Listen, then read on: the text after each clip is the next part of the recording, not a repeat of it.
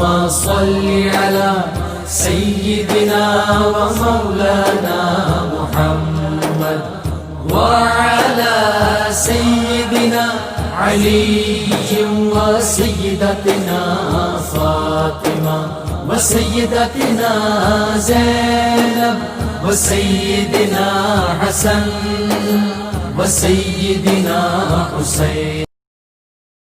اعوذ باللہ من الشیطان الرجیم. بسم اللہ الرحمن الرحیم.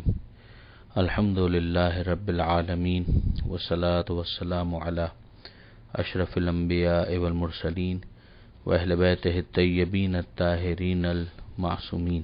اما بعد. سورہ مبارکہ رعد آیت نمبر 14 سے آیت نمبر 17 14 سے 17. گزشتہ آیت میں ہم نے دیکھا کہ پروردگار عالم نے رعد و برق کا ذکر کیا، اپنی نشانیوں کا ذکر کیا، ملائکہ کے خوف کا ذکر کیا، اور پھر اس کے بعد پروردگار عالم نے فرمایا کہ یہ لوگ اللہ کے بارے میں بیکار کی بحث کرتے رہتے ہیں اور جبکہ اللہ سخت عذاب دینے والا ہے. تو یہ نہیں ہونا چاہیے. تو پھر ہونا کیا چاہیے؟ جو ہونا چاہیے اسے اگلی آیت کے اندر، جو اس صفحے کی پہلی آیت ہے، اس میں بیان کیا جا رہا ہے کہ لہو دعوت الحق، کہ اس کے لیے ہے سچائی والی پکار، یعنی برحق پکارا جانا یہ خدا ہی کے لیے ہے. اس کے دونوں معنی کیے گئے ہیں کہ ایک تو یہ ہے کہ پروردگار عالم ہی ہے جو دعاؤں کا سننے والا ہے، اور ایک یہ ہے کہ خدا ہی کی طرف سے جو پیغام ہے، جو پکار ہے، وہی برحق پکار ہے. اور دونوں باتیں بالکل درست ہیں. والذین یدعون من دونہ، اور اس کو چھوڑ کر جن کو یہ پکارتے ہیں، لا یستجیبون لہم بشیء، وہ ان کی صدا پر ذرا بھی لبیک نہیں کہتے. یعنی وہ خدا جو شہرہ کے جان سے زیادہ قریب ہے، اس کو پکارنا بالکل حق ہے. وہی تمہارا خدا ہے، وہی تمہارا مالک ہے، وہی وحدہ لا شریک ہے. اگر انسان بتوں کی طرف متوجہ ہو تو بتوں کے پاس کیا ہے؟ بتوں کے پاس کچھ بھی نہیں ہے، اور بتوں کا کوئی استقلال نہیں ہے، بتوں کی کوئی حیثیت نہیں ہے. نہ ہی پروردگار عالم نے ان کو کوئی وسیلہ قرار دیا ہے کہ بطور توسل ہی ان کو پکارنے کی کوئی گنجائش بنے. یہی وہ چیز ہے جس کو من دونہ ہی کی لفظ سے سمجھنا چاہیے کہ من دونہ ہی کا مطلب یہ ہوا کہ اللہ کو چھوڑ کر. اور اگر اللہ ہی کی طرف سے نمائندگی سمجھتے ہوئے اگر کوئی کسی کو پکار رہا ہے تو پھر سبب سے اور اسباب سے استفادہ ہے. جس طرح سے انسان کھانے سے استفادہ کرتا ہے، اپنی بھوک مٹاتا ہے، مگر رازق خدا کو مانتا ہے. پانی سے اپنی پیاس بجھاتا ہے، مگر پیاس بجھانے والا وہ خدا کو سمجھتا ہے، پانی کو وہ سبب سمجھتا ہے. اسی طریقے سے اگر کوئی توسل کی گنجائش ہو تو وہ اذن پروردگار کے ساتھ ہوگی. جیسے کہ پروردگار عالم نے شفاعت کے باب میں بھی بہت واضح طور پر کہا کہ من ذا الذی یشفع عندہ الا باذنہ، کہ کون ہے کہ جو شفاعت کرے مگر وہ کہ جسے خدا اجازت دے. اسی طرح سے وسیلے کے عنوان پر جب خدا نے گفتگو کی تو یہ ارشاد فرمایا وابتغوا الیہ الوسیلہ، اس تک پہنچنے کے لیے وسیلہ تلاش کرو، مگر وسیلہ کون مقرر کرے گا؟ وہ خدا ہی مقرر کرے گا. تمہیں کوئی حق نہیں ہے کہ تم اپنی طرف سے کسی کو بناؤ اور یہ سمجھو کہ یہ خدا کی طرف پہنچانے والا وسیلہ ہے. تو پروردگار عالم ہی کی طرف سے کوئی معزون ہے وہ ایک الگ بات ہے، مگر وہ اللہ کی اذن کے بعد وسیلے کی حیثیت رکھ سکتا ہے، خدا کا شریک نہیں ہو سکتا معاذ اللہ. تو پروردگار عالم یہاں پر بت پرستوں کے اس عقیدے کی صراحت کے ساتھ نفی کر رہا ہے کہ جس میں وہ اللہ کو چھوڑ کر کسی خود ساختہ خدا کو، چاہے وہ چھوٹے خدا کے عنوان سے ہو، شریک خدا کا عنوان دے کر اسے پکار رہے ہوں. پروردگار فرماتا ہے کہ یہ ان کی پکار کو رسپونڈ کرنے کی ذرا سی بھی صلاحیت نہیں رکھتے. پھر اس کے بعد ایک عربوں کی جو ضرب المثل ہے اس کو بیان کیا جا رہا ہے. الا کباسط کفیہ الی الماء، یہ بالکل ایسا ہی ہے کہ جیسے کوئی اپنے ہاتھوں کو پھیلا دے، دونوں ہاتھوں کو پانی کی طرف. لیبلغ فاہ، مثلا وہ منڈیر پر کنویں کے پاس آ کر ہاتھوں کو پھیلا دے اور اس امید پر پھیلا دے کہ یہ پانی جو ہے اب وہ اس کے منہ تک پہنچ جائے گا. لیبلغ فاہ، تاکہ وہ اس کے منہ تک پہنچ جائے. وما ہوا ببالغہ، حالانکہ وہ پہنچنے والا نہیں ہے. وما دعاء الکافرین الا فی ضلال، اور جو کافروں کا پکارنا ہے وہ بالکل ایسا ہی لا حاصل ہے، یعنی آل ان وین، کسی قسم کا کوئی فائدہ نہیں حاصل ہوا، اس لیے کہ جو اس کا ڈیو پروسیس تھا اس کو فالو نہیں کیا گیا. پروردگار عالم کی طرف توجہ انسان کو اپنے مقصود تک پہنچاتی ہے. آگے ارشاد ہوتا ہے وَلِلَّهِ يَسْجُدُ مَن فِي السَّمَاوَاتِ وَالْأَرْضِ طَوْعًا وَكَرْحًا، اللہ ہی کے لیے سجدہ کر رہے ہیں ہر وہ جو زمین میں ہے اور آسمانوں میں ہے. طَوْعًا وَكَرْحًا، خوشی سے یا ناخوشی سے، وظلالہم اور ان کے سائے بھی، بالغدو والآصال، سائے بھی سجدہ ریز ہیں صبح اور شام۔ یہاں پر ایک بات سمجھنے والی ہے، اور وہ یہ کہ سجدے دو طرح کے ہوتے ہیں، ایک سجدہ تکوینی اور ایک سجدہ تشریعی۔ تکوینی سجدے کا مطلب کیا ہے؟ یہ جو قانون جتنے بھی پروردگار عالم نے بنائے ہیں ان کے سامنے خاضع ہونا، یہ زمین کا ایک ریوالو کرنا، زمین کی ایک موومنٹ ہے، یہ پروردگار عالم کی طرف سے جو پروگرام ہے اس کے مطابق اس کی حرکت چلی جا رہی ہے، اس کے اندر ذرا سا بھی انحراف نہیں ہے، یہ گویا سجدہ تکوینی ہے۔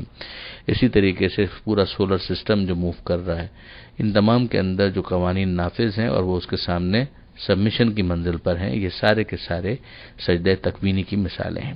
اور سجدہ تشریعی یہ ہے کہ ارادے اور رضا اور رغبت کے ساتھ کیے جانے والے سجدے، کہ جہاں پر ایک انسان ہے وہ خدا کو پہچانتا ہے، خدا کو جانتا ہے کسی حد تک بقدر ظرف، اور پھر اس کے سامنے اپنے ارادے سے سجدہ ریز ہو جاتا ہے نماز میں اور ویسے بھی سجدہ شکر میں۔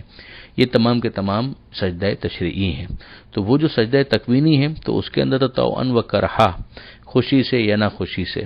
اسی طریقے سے ناخوشی کے ساتھ وہ مراحل بھی آ جاتے ہیں کہ جہاں پر ایک کافر کا وجود ہے اور وہ اپنی پیشانی کو تو خدا کے سامنے خاک پر نہیں رکھنا چاہتا، لیکن بہرحال جو اس کے وجود کے اندر قوانین نافذ ہیں اس کے مقابلے میں اس کا اختیار ہی کیا ہے۔ مثلا اگر آپ یہ دیکھیں کہ جو آرٹریز کے ذریعے سے خون دل سے پہنچتا ہے دیگر آرگنز تک، تو وہ تو ایک کافر جو ہے اس کے اندر بھی یہی قوانین نافذ ہیں اور اس کے سامنے سر تسلیم خم کیے بغیر چارہ نہیں ہے، اور اسی طرح سے اور بہت سے دوسرے قوانین، تو وہ چاہیں یا نہ چاہیں۔ اور پھر اس کے بعد پروردگار فرماتا ہے ان کے سائے بھی، ہم جانتے ہیں کہ سائے ایک عدمی حیثیت رکھتے ہیں، مگر ظاہر ہے کہ ہم اس کو محسوس کرتے ہیں، آنکھوں سے دیکھتے ہیں کہ جہاں روشنی نہیں پہنچ پاتی ہے اور اس بلاک ہونے کی وجہ سے سائے بنتے چلے جاتے ہیں، اور ظاہر ہے کہ وقت کے اعتبار سے صبح شام ان سایوں کے سائز کے اندر بھی فرق آ جاتا ہے، ظاہر کہ سورج کے طلوع ہونے کے اعتبار سے، غروب ہونے کے اعتبار سے اس میں فرق آئے گا، مگر وہ سب بھی ایک معین قانون کے تحت ہی اپنے آپ کو ظاہر کرتے ہیں، جو کہیں پر وہ بڑے سائے نظر آئیں گے، کہیں پر وہ چھوٹے سائے نظر آئیں گے ٹائم کے اعتبار سے۔ تو یہ بھی وہ پروگرام ہے جو پروردگار عالم نے دیا ہوا ہے، اور وہ اس کے سامنے بالکل سبمیشن کی منزل پر ہیں، اس کے مقابلے پر انحراف یا ڈیویشن کی کوئی گنجائش نہیں ہے۔ تو پروردگار سمجھانا یہ چاہتا ہے کہ جہاں پروردگار عالم کو زبردستی اطاعت کروانی ہوتی ہے تو پروردگار عالم نے زبردستی تو اطاعت لے ہی لی ہے۔ اب اس کے بعد کمال یہ ہے کہ جو صاحبان ایمان ہیں وہ اپنے ایمان کی روشنی اپنے دل میں محسوس کریں اور اس کے بعد خوش دلی کے ساتھ پروردگار عالم کے سامنے سجدہ ریز ہو جائیں اور سبمیشن کی منزل پر آئیں، اور یہی مسلم کا مطلب بھی ہے کہ سر تسلیم خم کر دینا۔ پھر اس کے بعد اس کی جسٹیفیکیشن دی جا رہی ہے اس ایک آیت کے اندر جو آگے آ رہی ہے، آیت نمبر 16، پروردگار عالم نے 5 مرتبہ قل کا لفظ استعمال کیا ہے، کہہ دیجئے۔ وہ جسٹیفیکیشن دے رہا ہے کہ کیوں اس کے سامنے تمہیں سجدہ ریز ہونا چاہیے۔ قل، اے حبیب کہہ دیجئے، مر رب السماوات والارض، کون ہے آسمانوں اور زمین کا رب، پالنے والا، مالک کون ہے؟ قل اللہ، کہہ دیجئے کہ اللہ ہی ہے۔ قل، اے حبیب کہہ دیجئے، افاتخذتم من دونہ اولیاء، کیا تم نے اللہ کو چھوڑ کر کسی اور کو اپنا ولی اور سرپرست بنا لیا ہے؟ یہ پھر آپ غور کیجئے، ہم سورہ مائدہ میں پڑھ چکے ہیں کہ پروردگار عالم نے، اللہ نے اپنے آپ کو ولی کا ہے، رسول کو ولی کا ہے اور امیر المومنین کو ولی کا، جہاں ان کے رکوع میں زکوٰۃ دینے کا ذکر آیا تھا۔ تو وہ خدا کی طرف سے اناؤنسمنٹ ہے کہ یہ خدا کی طرف سے ولی ہیں، لیکن اگر اللہ کو چھوڑ کر کسی کو ولی بنا لیا تو اس کی کیا گنجائش ہے؟ لا یملکون لانفسہم نفعا ولا ضرا، یہ اپنے آپ کے لیے بھی نہ کوئی فائدہ رکھتے ہیں نہ کوئی نقصان رکھتے ہیں، ان کی کوئی حیثیت نہیں ہے۔ قل، اے حبیب کہہ دیجئے، هل يستوي الاعمى والبصیر، کہ کیا اندھا اور بینا، یعنی نابینا اور بینا، دیکھنے والا اور جو دیکھ نہیں سکتا، کہ یہ دونوں برابر ہو سکتے ہیں؟ یعنی ایک طرف اندھا ہونا ہے گمراہی اور دوسری طرف صاحب بصیرت ہونا ہے یعنی بینا ہونا ہے جب ایک انسان ہدایت پر آ جاتا ہے۔ ام هل تستوی الظلمات والنور، اور بلکہ کیا اندھیرا اور روشنی یہ دونوں برابر ہو سکتے ہیں؟ اندھیرے اور روشنی یہ دونوں برابر ہو سکتے ہیں؟ یعنی بٹ نیچرل انسان کا جواب یہ آئے گا کہ یہ دونوں برابر نہیں ہو سکتے۔ ام جعلوا للہ شرکاء خلقوا کخلقہ فتشابہ الخلق علیہم، تو کیا انہوں نے اللہ کے ساتھ شریک قرار دے دیے ہیں؟ کیا انہوں نے کچھ ایسا خلق کیا ہے کہ جیسا خدا نے خلق کیا جس کی وجہ سے خلقت ان کے لیے مشتبہ ہو گئی ہے؟ یعنی ان کو سمجھ میں نہیں آ رہا کہ ہاں بھائی یہ بھی انہوں نے خلق کیا اور یہ اللہ نے خلق کیا، تو ہمیں کیا معلوم کہ واقعی خالق کون ہے؟ پروردگار فرماتا ہے ایسا کوئی معاملہ نہیں ہے۔ قل اللہ خالق کل شیء، کہہ دیجئے کہ اللہ ہی ہر چیز کا خالق ہے، پیدا کرنے والا ہے، وَهُوَ الْوَاحِدُ الْقَهَّارُ، اور وہ ایک اکیلا غالب ہونے والا ہے۔ یعنی یہ سب چیزیں دلیل بن جاتی ہیں کہ اصل جو ہے وہ پروردگار ہی ہے، اسی کے سامنے سر تسلیم خم ہونا چاہیے، اسی کے نظام کو قبول کرنا چاہیے۔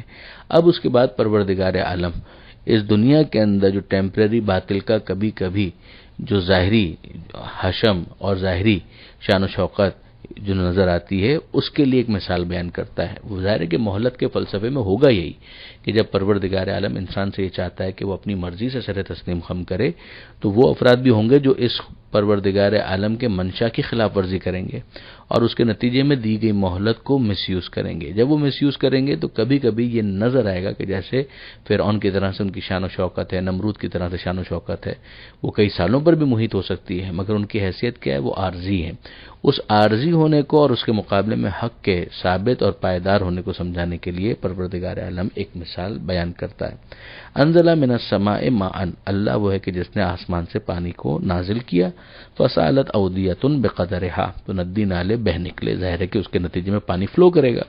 فاحتمل السیل زبدا رابیہ، تو اٹھا لیا بہتے ہوئے پانی نے جاگ کو، جو اوپر آ جاتا ہے وہ جاگ سا نظر آتا ہے، مگر کیا اس جاگ کی حیثیت ہوتی ہے یا اصل چیز وہ پانی ہے؟ جو اوپر جھاگ یا پھین نظر آتا ہے اس کی کیا حیثیت ہے؟ یہ ایک مثال ہے۔ آگے دیکھیے، وَمِمَّا يُوقِدُونَ عَلَيْهِ فِي النَّارِ ابْتِغَاءَ حِلْيَةٍ أَوْ مَتَاعٍ زَبَدٌ، اور جو یہ لوگ دہکاتے ہیں یعنی گرم کرتے ہیں آگ کو بنانے کے لیے، کیا بنانے کے لیے؟ زیور بنانے کے لیے یا ایسی کوئی اور چیز بنانے کے لیے، اس میں بھی ہمیں نظر یہ آتا ہے کہ اوپر جب وہ اس پروسیس سے گزر رہا ہوتا ہے تو اوپر جھاگ سا آ جاتا ہے، پھین آ جاتا ہے۔ تو یہ جو پانی ہے، بہتے ہوئے پانی کے اوپر آیا ہوا پھین یا جاگ، یا اسی طریقے سے جب زیور کو بنایا جاتا ہے تو اس کے بنانے کے اس پروسیس کے اندر جو اوپر جھاگ سا نظر آتا ہے، مثلہ، تو ویسا ہی ایک جھاگ وہاں پر بھی نظر آتا ہے۔ ان دونوں جھاگوں کی کیا حیثیت ہے؟ کچھ بھی نہیں ہے، اصل وہ زیور ہے، اسی طرح سے اصل وہ پانی ہے۔ تو یہ جھاگ جتنا بھی شوشہ اس کا دکھائی دے، اس کو دوام نہیں ہے، اسی چیز کو آگے بیان کیا جا رہا ہے کہ کذالک یضرب اللہ الحق والباطل، اللہ اسی طرح سے حق اور باطل کو بیان کرتا ہے۔ فَأَمَّا الزَّبَدُ فَيَذْهَبُ جُفَاءً، تو جہاں تک اس جھاگ کا تعلق ہے وہ نیست و نابود ہو جاتا ہے، وہ ختم ہو جاتا ہے۔ وَأَمَّا مَا يَنفَعُ النَّاسَ، اور وہ جو انسانوں کو فائدہ پہنچاتا ہے، فَيَمْكُثُ فِي الْأَرْضِ، وہ برقرار رہتا ہے زمین میں۔ كَذَلِكَ يَضْرِبُ اللَّهُ الْأَمْثَالَ، اسی طرح سے اللہ مثال بیان کرتا ہے۔ یعنی اگر تمہیں کہیں استعمار، کہیں طاغوت، کہیں پر فرعون نما، نمرود نما، حامان نما، یزید نما افراد اگر تمہیں تخت اقتدار پر نظر آئیں یا تمہیں زیادہ شوشہ ان کی نظر آئے تو اسے گھبرانے کی ضرورت نہیں ہے، یہ بہرحال جھاگ کی طرح سے ہیں کہ جن کو فنا ہو جانا ہے۔ پائیداری، دوام، ڈیوریبلٹی، یہ اسی کو حاصل ہے کہ جو حق ہے، باطل کو دوام حاصل نہیں ہو سکتا، کیونکہ یہ منشاء پروردگار کے خلاف چل رہے ہیں۔ بہرحال یہ صبر کا تقاضا کرتا ہے کہ انسان اتنی استقامت اپنے اندر پیدا کرے کہ اس کے نابود ہونے کا انتظار کر سکے اور ظہور حق کا انتظار کر سکے، اور جب تک ظہور نہیں ہوتا اس غیبت کے زمانے میں وہ بالآخر اپنی ذمہ داریوں کو پورا کرتا رہے اور نا امید نہ ہو۔ پروردگار عالم سے دعا ہے قرآن پڑھنے، سمجھنے اور عمل کی توفیق عطا فرما، اور وارث قرآن امام زمانہ کے ظہور میں تعجیل فرما۔ وآخر دعوانا ان الحمد للہ رب العالمین، والسلام علیکم ورحمۃ اللہ۔